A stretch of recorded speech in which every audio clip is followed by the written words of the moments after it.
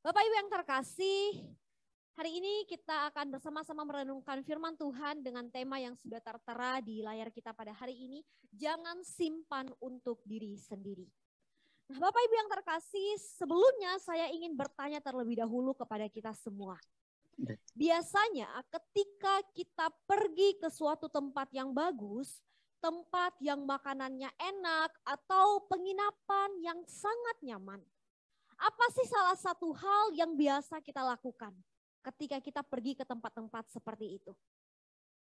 Mungkin sebagian dari kita akan menjawab, saya akan berusaha untuk menikmati tempat itu.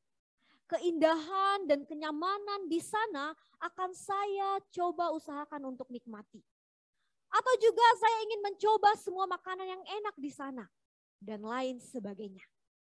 Banyak hal yang ingin kita lakukan ketika kita pergi ke satu tempat yang begitu bagus. Namun Bapak Ibu yang terkasih, ada satu hal lagi yang biasanya sering sekali kita lakukan ketika kita pergi ke satu tempat, yaitu foto-foto. Saya percaya sekali, apalagi untuk para wanita di sini ya, para ibu-ibu, para remaja wanita itu sangat suka sekali dengan namanya foto-foto.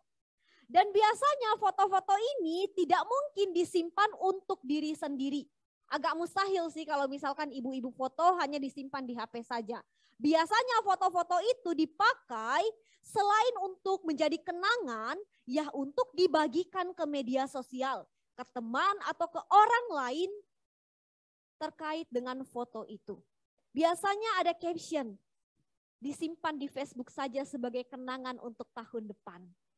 Dan biasanya ketika kita mengirim atau memposting itu, pasti tidak hanya sekedar untuk membagi satu kenangan, tetapi ingin juga membagikan kepada orang-orang di luar sana tentang tempat itu atau makanan enak yang mungkin kita rasakan, yang kita nikmati. Agar apa? Agar mereka juga bisa tahu tempat itu, bisa datang ke tempat itu dan menikmati semua keindahan, kenyamanan, dan makanan enak yang ada di sana.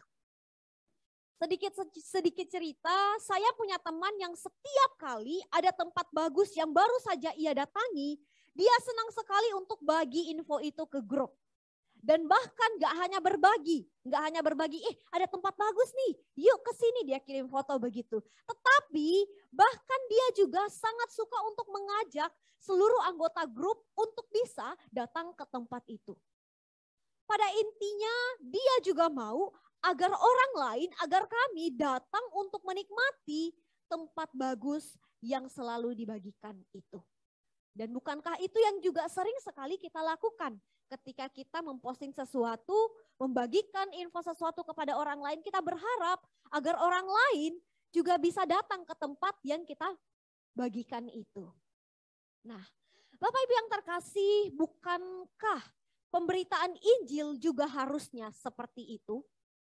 Ketika kita sudah menerima dan mengalami Kristus dalam hidup kita, yang tentunya adalah sesuatu yang sangat indah dan mengubahkan hidup kita, seharusnya pun kita rindu untuk membagikan itu kepada orang lain yang belum menerima dan mengalami Kristus secara pribadi di dalam kehidupannya.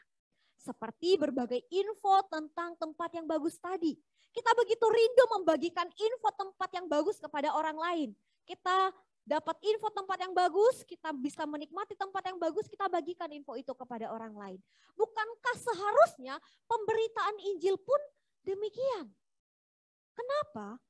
Ya supaya orang-orang lain juga bisa menerima dan merasakan keindahan Kristus yang sudah kita alami terlebih dahulu di dalam kehidupan setiap kita. Namun Bapak Ibu, yang menjadi masalahnya adalah kadangkala banyak orang percaya tidak begitu peduli dengan hal ini. Mereka menganggap enteng tentang pekabaran Injil ini. Karena mungkin menurut mereka menjadi orang percaya ya cukup sampai percaya dan beribadah setiap minggu saja. Mungkin mereka berpikir, oh saya sudah percaya kepada Tuhan, saya sudah dibaptis di gereja, ya udah sekarang tanggung jawab saya pergi beribadah setiap minggu, saya ikut LSF, saya ikut doa pagi, ya udah sampai di situ saja. tanpa menyadari bahwa sebenarnya ada panggilan mulia yang diberikan oleh Yesus kepada setiap kita yang menjadi percaya kepadanya. Yaitu untuk membagikan Injil Kristus yang sudah kita terima dan kita alami lebih dulu. Dengan kata lain bahwa Kristus memanggil kita untuk jangan menyimpan atau jangan sampai kita menyimpan Injil itu yang sudah kita terima dan kita alami hanya untuk diri kita sendiri. Tetapi kita dipanggil untuk membagikan Injil yang sudah kita terima dan alami itu kepada orang lain. Sebab itu Bapak Ibu tidak heran kalau gereja kita beberapa minggu terakhir ini begitu concern sekali, begitu serius sekali membahas tentang misi ini.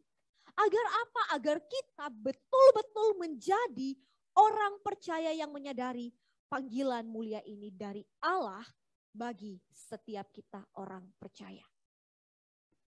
Nah Bapak Ibu yang terkasih, pada malam hari ini saya akan kembali membawa kita untuk sekali lagi mengingat dan menyadari akan panggilan mulia ini di dalam kehidupan setiap kita. Agar apa yang sudah kita terima yaitu Injil Kristus tidak sampai kita simpan untuk diri kita sendiri. Saya mengajak kita semua untuk boleh bersama-sama membuka atau membaca Lukas pasalnya yang ke-24, ayatnya yang ke-46 hingga ayatnya yang ke-49. Lukas pasal 24 ayat 46 hingga ayatnya yang ke-49a. Saya akan membacakannya untuk kita sekalian. Katanya kepada mereka, ada tertulis demikian, Mesias harus menderita dan bangkit dari antara orang mati pada hari yang ketiga. Dan lagi, dalam namanya berita tentang pertobatan dan pengampunan dosa harus disampaikan kepada segala bangsa, mulai dari Yerusalem. Kamu adalah saksi dari semuanya ini. Dan aku akan mengirim kepadamu apa yang dijanjikan Bapakku. Demikian pembacaan firman Tuhan. Bapak Ibu yang terkasih, kalimat ini kalau kita melihat sama-sama merupakan perkataan Tuhan Yesus ketika murid-muridnya kepada murid-muridnya sesaat sebelum ia terangkat naik ke surga. Nah, kenapa sih Tuhan Yesus memberikan perintah ini kepada para muridnya pada saat itu? Karena Bapak Ibu, kalau kita melihat konteks saat itu, para murid tidak percaya bahwa Yesus itu benar-benar Yesus yang sudah bangkit dari kematiannya. Bahkan mereka justru menyangka bahwa Yesus itu adalah hantu. Yang pada zaman itu istilah hantu itu memiliki konotasi yang sangat negatif. Dan Yesus di dalam kemahakuasaannya menangkap apa yang mereka pikirkan. Menangkap apa yang dipikirkan oleh para murid pada saat itu tentang dirinya. Sehingga kemudian ia meneguhkan mereka bahwa dia adalah Tuhan yang telah dinubuatkan oleh para nabi. Di dalam ayat ke-44 kalau kita melihat ia mengatakan demikian. Inilah perkataanku apa yang telah kukatakan kepadamu ketika aku masih bersama-sama dengan kamu. Yakni bahwa harus digenapi semua yang ada tertulis tentang aku dalam kitab Taurat Musa dan kitab Nabi-Nabi dan kitab Mazmur. Ketika para murid begitu tidak percaya bahwa itu adalah Yesus yang sudah bangkit dari kematian, Yesus di dalam kemahakuasaannya kemudian mengcounter mereka. Tuhan Yesus menyatakan dengan sigap bahwa dia adalah Tuhan yang sudah bangkit dari kematian. Dia di sini Tuhan Yesus begitu membuat mereka akhirnya benar-benar mengerti bahwa Tuhan yang ada di tengah-tengah mereka itu adalah Yesus yang sudah bangkit. Di ayat yang ke-45 kalau kita melihat kemudian Yesus, kemudian dikatakan lalu Yesus membuka pikiran mereka sehingga mereka mengerti kitab suci. Di sini kuasa daripada Allah kita dinyatakan dalam pikiran dan kehidupan para murid. Sehingga membuat mereka benar-benar mengerti dan Tuhan bekerja untuk membuka pikiran mereka sendiri. Oleh sebab itu setelah Yesus meneguhkan akan kebangkitannya itu kepada para murid yang tadinya tidak percaya, Yesus pun kemudian menyampaikan perintah yang baru saja kita baca ini kepada para murid saat itu. Nah, Bapak Ibu yang terkasih, dalam bagian ini kita melihat Yesus secara terang-terangan menyampaikan kepada para murid pada saat itu bahwa mereka adalah saksinya. Karena mereka yang sudah menyaksikan sendiri, bahkan telah dibuka pikirannya oleh Allah itu sendiri untuk mengenal Kristus dan kuasa kebangkitannya itu. Di ayat yang ke-48 dikatakan, kamu adalah saksi dari semuanya itu. Maka sebagai saksinya yang sudah melihat dan dibuat mengerti untuk mengenal Kristus yang hidup, mereka pun dipanggil untuk bisa menyaksikan hal itu kepada orang lain.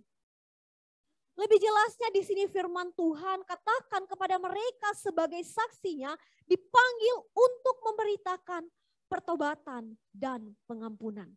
Di ayatnya yang ke-47. Mereka adalah saksi Kristus. Karena mereka adalah saksi Kristus, maka mereka dipanggil untuk menyaksikan tentang apa yang sudah mereka terima dan alami itu kepada orang lain. Yaitu tentang berita pertobatan dan pengampunan dosa. Bapak Ibu yang terkasih, yang menjadi pertanyaannya sekarang, apakah yang dimaksud dengan berita pertobatan dan pengampunan dosa ini? Mengapa Tuhan Yesus begitu tegas sekali untuk mengatakan kepada para murid, ketika engkau menjadi saksiku maka engkau harus menyampaikan atau memberitakan tentang ini.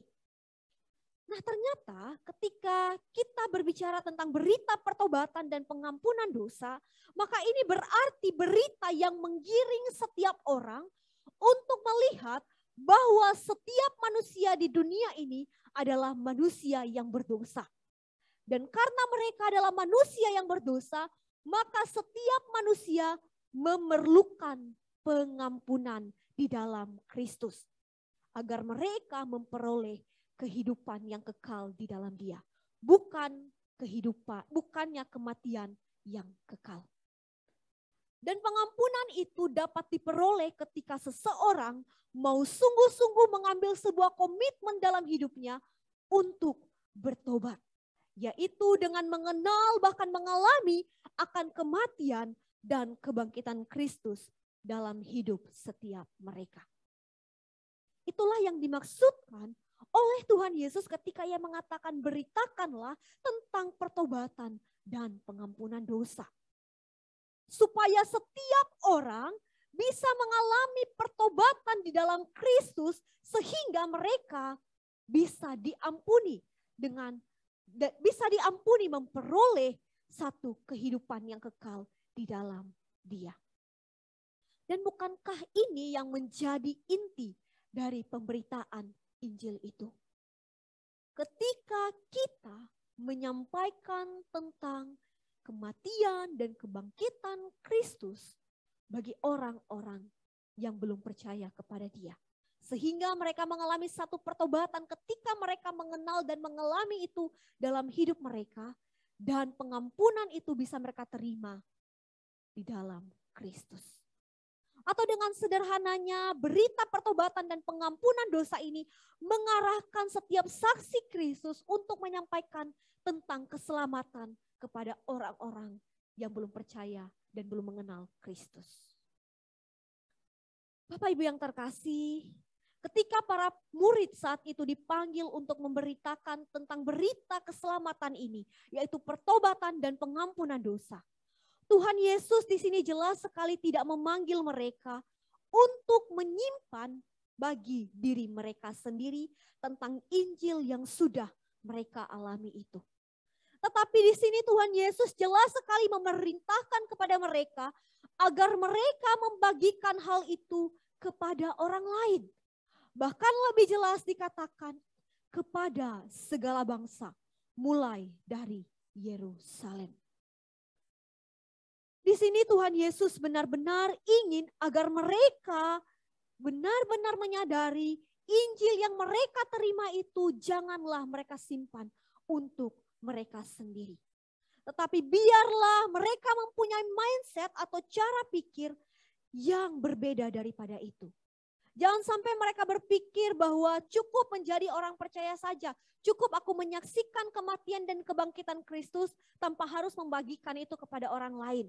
Atau cukup aku bagikan kepada 1-2 orang dan sudah selesai seperti itu. Dan kemudian saya melanjutkan kehidupanku seperti biasa. Tidak. Tetapi di sini Tuhan Yesus katakan kepada mereka, biarlah hendaknya mereka jangan menyimpan untuk diri mereka sendiri, tetapi mereka bagikan kepada orang lain. Bahkan dikatakan kepada segala bangsa. Tapi dimulai dari Yerusalem. Bukan hanya 1-2 orang, tetapi segala bangsa. Tetapi untuk menjangkau segala bangsa ini, maka harus dimulai dari lingkup yang kecil, yaitu dari Yerusalem.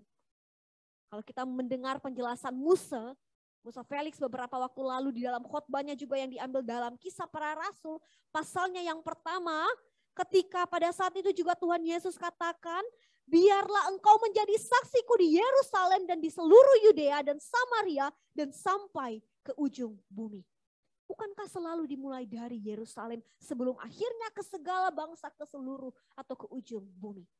Yang berarti bahwa biarlah kita memulai itu dari orang-orang yang terdekat lebih dahulu.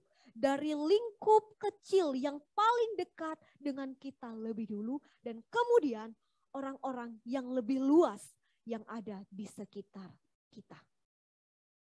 Yang berarti bahwa pekerjaan ini sebenarnya tidaklah hanya kita lakukan sepanjang 1-2 tahun saja ya sudah berhenti di situ. Tetapi ini pekerjaan yang dilakukan seumur hidup kita. Karena untuk menjangkau segala bangsa itu Bapak Ibu saya percaya tidak bisa hanya 1-2 tahun atau 2-5 tahun, tidak bisa. Bahkan mungkin untuk segala bangsa itu butuh waktu seumur hidup. Bahkan mungkin tidak bisa sampai seluruh manusia di dunia ini dapat kita jangkau. Tetapi segala bangsa di sini merujuk bagaimana kita sungguh-sungguh mempersembahkan diri kita untuk mau menjadi saksi Kristus itu seumur hidup kita. Menjangkau banyak jiwa, memberitakan tentang Injil Kristus itu kepada banyak jiwa tanpa dibatasi oleh 1, 2, atau 3 orang. Bapak Ibu yang terkasih, panggilan ini tentu juga tidak hanya diberikan oleh Tuhan Yesus kepada para murid pada saat itu. Tetapi juga kepada kita pada hari ini. Melalui teks firman yang sudah kita baca hari ini, kita kembali diingatkan, dibawa kembali dan disadarkan kembali akan panggilan mulia yang Tuhan berikan dalam kehidupan kita sebagai orang percaya. Yaitu untuk menyadari panggilan kita sebagai saksinya. Untuk memberitakan berita Injil tentang keselamatan, yaitu pertobatan dan pengampunan dosa yang dialami di dalam kematian dan kebangkitannya. Seperti yang sudah kita alami sendiri di dalam kehidupan kita lebih dahulu. Di mana kita adalah seorang yang berdosa. Seorang yang mungkin jauh daripada namanya hidup benar di hadapan Allah. Tetapi kita dibawa untuk mengenal dan mengalami akan Kristus itu yang telah mati bagi kita dan kuasa kebangkitannya di dalam kehidupan setiap kita. Sehingga kita bisa mengalami pertobatan dan pengampunan di dalam Dia. Atau kita memperoleh keselamatan di dalam Dia. Dan biarlah apa yang sudah kita terima, kita alami dan kita rasakan ini pun jangan sampai kita simpan hanya untuk diri kita sendiri. Tetapi biarlah kita juga boleh memiliki satu kerinduan untuk menyadari kita dipanggil untuk membagikannya kepada orang-orang yang ada di sekitar kita. Mungkin lebih dulu kepada mereka, orang-orang terdekat kita, kepada keluarga kita yang belum mengenal Kristus, kepada keluarga kita yang terpuruk, kepada keluarga kita yang sedang jauh daripada Tuhan. Bagaimana kita bisa menjadi saksi Kristus bagi mereka dengan cara-cara yang sederhana. Mungkin kadangkala kita berpikir, aduh ketika berbicara memberitakan Injil, kita akan selalu terpaku, aku akan khotbah kepada orang itu, Injil Kristus kamu harus percaya kepada Kristus dan lain sebagainya. Bapak Ibu yang terkasih, saya mengajak kita untuk jangan berpikir terlalu jauh seperti itu, kita berpikir lebih sederhana dulu untuk malam hari ini. Memang tujuannya kita akan menyampaikan seperti itu, tetapi biarlah kita melakukannya di dalam hal-hal yang sederhana. Gak muluk-muluk harus seperti Paulus yang to the point khotbah di tengah-tengah umum untuk memberitakan tentang Injil. Tetapi marilah kita mengerjakan itu dengan cara-cara yang sederhana. Seperti kita memberikan senyuman kita setiap hari kepada orang-orang yang terdekat kita. Kita menunjukkan kesabaran kita menghadapi mereka. Kita memberikan telinga kita untuk mau mendengarkan mereka. Atau kita memberikan berkat yang kita sudah dapat kepada mereka. Sehingga mereka pun bisa melihat Kristus di dalam kehidupan kita. Dan secara tidak langsung kita pun sedang membagikan tentang pertobatan dan pengampunan dosa itu kepada setiap mereka. Yaitu tentang Kristus sendiri di dalam hidup mereka. Mereka bisa melihat dalam kehidupan kita Kristus yang telah mati dan bangkit itu. Sehingga mereka secara perlahan bisa mengenal Kristus melalui kehidupan kita. Atau kepada orang-orang yang ada di sekitar kita. Banyak hal-hal sederhana yang bisa kita lakukan Bapak Ibu. Seperti ada 2 orang hamba Tuhan yang saya kenal. Mereka begitu giat untuk membagikan kasih Kristus yang sudah mereka alami dengan cara yang begitu sederhana.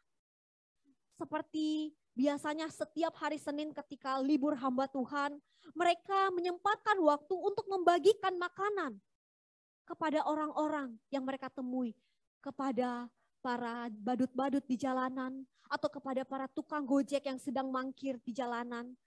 Mereka sempatkan waktu mereka untuk sekedar membagikan makan siang kepada orang-orang seperti itu. Atau mungkin ketika bulan puasa, ada juga rekan saya ketika bulan puasa dia beli makanan untuk para gojek. Dia pesan makanan dan kemudian dia katakan, Pak itu untuk Bapak saja.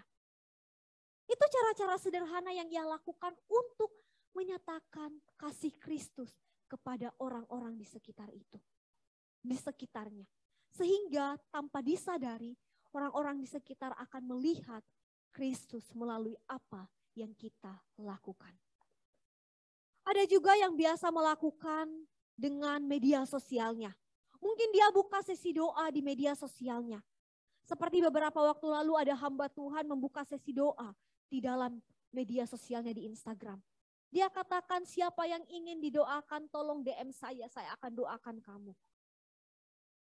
Itu cara-cara sederhana yang bisa dilakukan ketika kita mau mengabarkan Injil kepada orang-orang di sekitar kita. Tidak muluk-muluk harus berdiri di depan mimbar untuk menyampaikan Injil kepada mereka. Tetapi dengan cara-cara sederhana, dengan kemampuan kita sendiri, yaitu dengan kehidupan kita sendiri. Sehingga orang-orang yang kita jangkau itu perlahan bisa mengenal Kristus melalui kehidupan kita. Dan ketika mereka sudah membuka diri mereka, kita bisa masuk lebih dalam untuk menyampaikan Injil itu kepada mereka. Namun Bapak Ibu yang terkasih, balik lagi. Terkadang kita tahu sebagai orang percaya, kita tahu akan panggilan ini.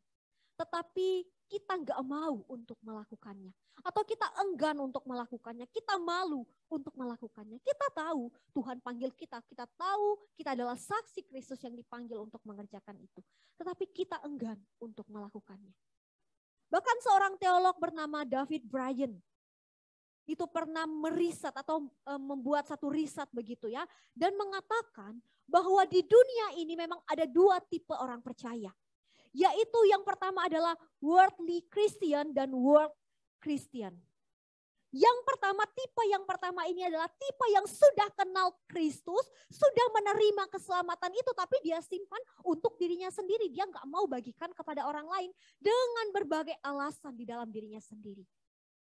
Tetapi tipe yang kedua adalah manusia yang sudah menerima keselamatan itu, menerima Injil itu dalam hidup mereka, dan mau untuk membagikan itu kepada orang-orang yang ada di sekitar mereka supaya orang-orang juga bisa mengalami Kristus seperti yang ia alami.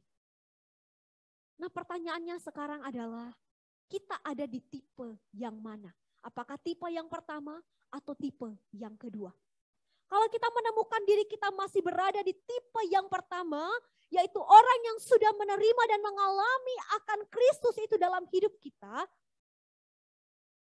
tetapi kita tidak mau membagikannya kepada orang lain, maka marilah kita datang kepada Tuhan saat ini untuk boleh menolong kita, memampukan kita untuk memiliki hati seperti tipe yang kedua, yaitu menyadari sungguh-sungguh panggilannya sebagai saksi yang memberitakan tentang keselamatan itu kepada orang-orang di sekitarnya.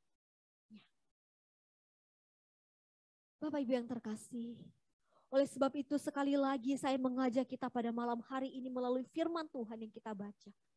Semua ayo jemaat GKK, kita mengambil tekad kita pada malam hari ini.